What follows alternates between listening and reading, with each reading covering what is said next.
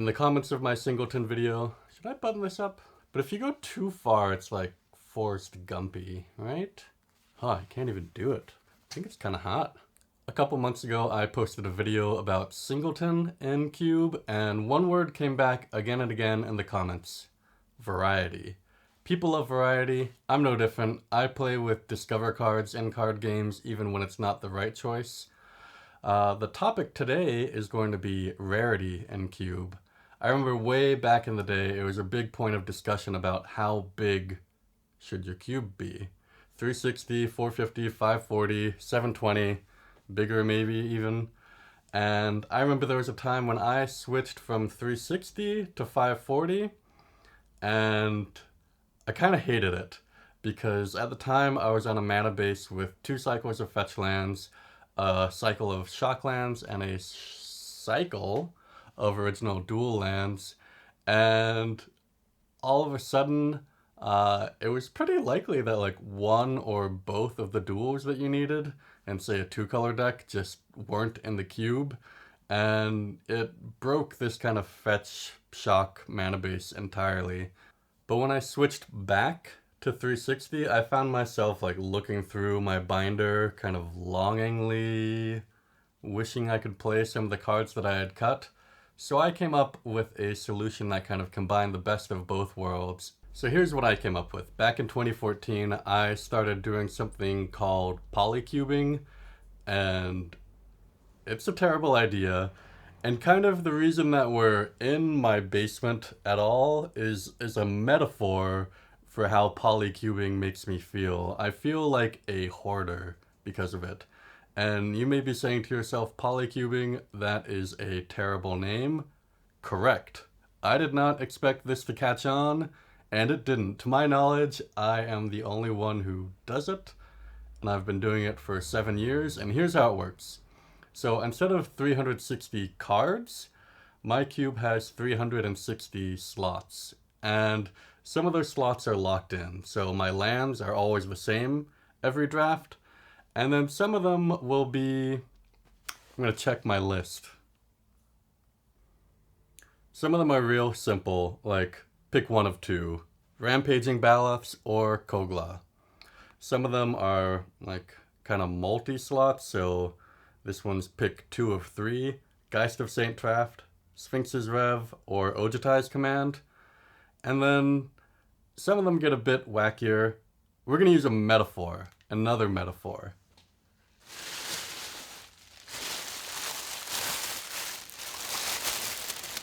This bag of old teddy bears represents my green 3-drops. And you've got, say, Courser of Crufix, that's always in the cube, and Eternal Witness is always there. Ramurnap Excavator is always there. So we have those ones locked in. And for the other 4 picks, we sample randomly from the rest of the bag. And you may ask yourself, is this necessary? Do we need to be carrying around old teddy bears from basement to basement? We've moved like 5 times in the last 5 years. None of our basements have been humidity controlled. Do we even feel comfortable letting our baby play with one of these things?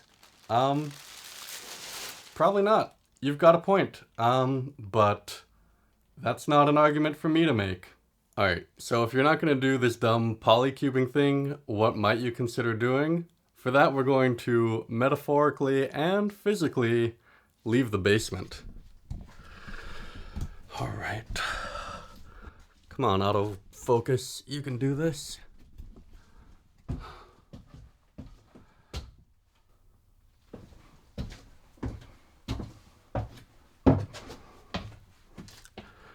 We have this cactus that it doesn't stand up straight anymore, and our toddler kept trying to knock it onto himself, so we have hidden it in a hallway where he never goes.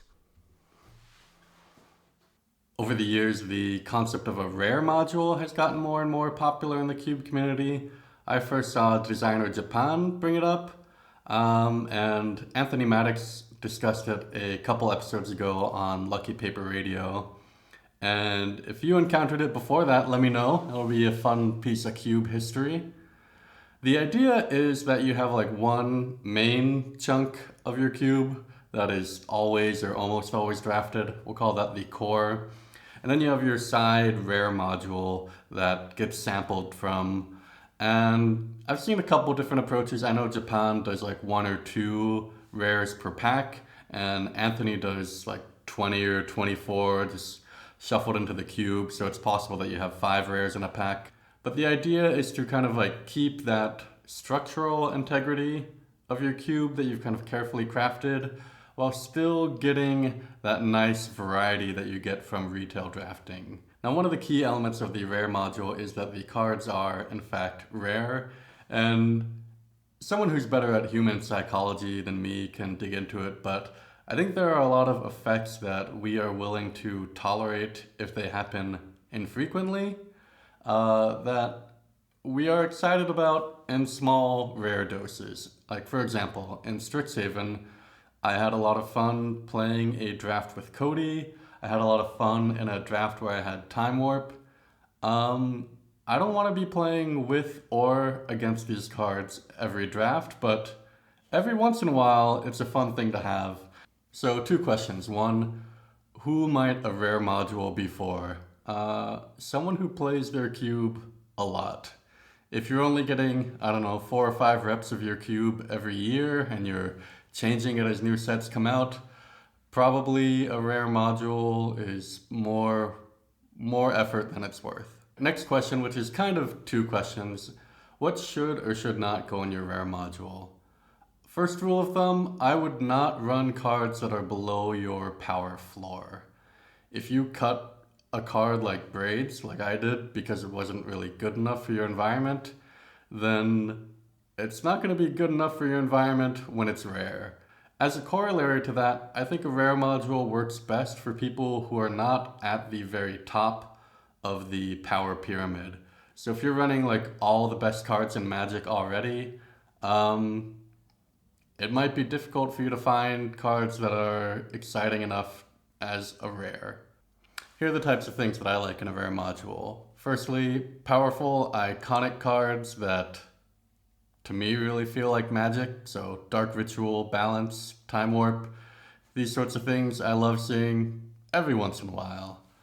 Next would be annoying cards that kind of make you want to live the dream.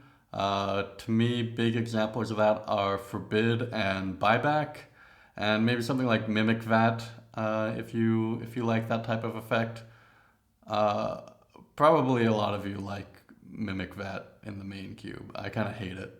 Planeswalkers. I kind of hate games of Magic with more than 1 or 2 Planeswalkers on the board, so I don't want too many in my cube, but there are a lot of Planeswalker cards that I just adore, and put them somewhere. Put them in your rare module.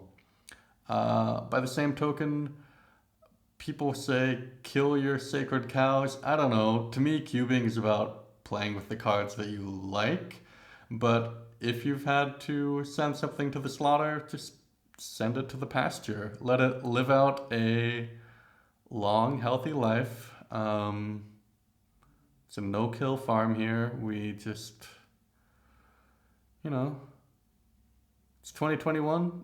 Play Venser if you want to.